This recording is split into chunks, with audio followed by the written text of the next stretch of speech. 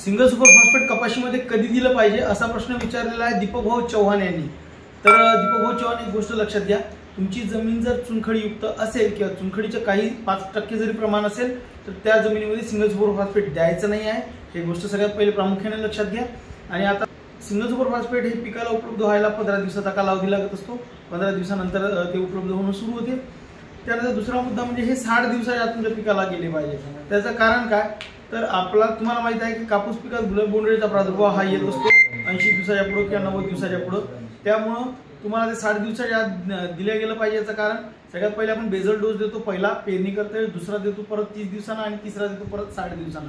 तर या 3 डोस मध्ये तुमचं सिंगल सुपर फॉस्फेट तुम्ही देऊन टाकलं पाहिजे आणि त्याचं कार्य सुद्धा सुरुवातीच्याच काळात पिकाला असते, म्हणून तुम्ही त्या काळातच सिंगल सुपर फॉस्फेट तुमच्या पिकाला दिलं पाहिजे। तर हे तर झालं तुमच्या प्रश्नाचं उत्तर। म्हणून मंडळी, तुम्हाला जर सुद्धा तुमचे असे प्रश्न असतील तर माझे चॅनल सबस्क्राईब करा आणि कमेंटमध्ये ते काही प्रश्न असतील तर कळवा। धन्यवाद।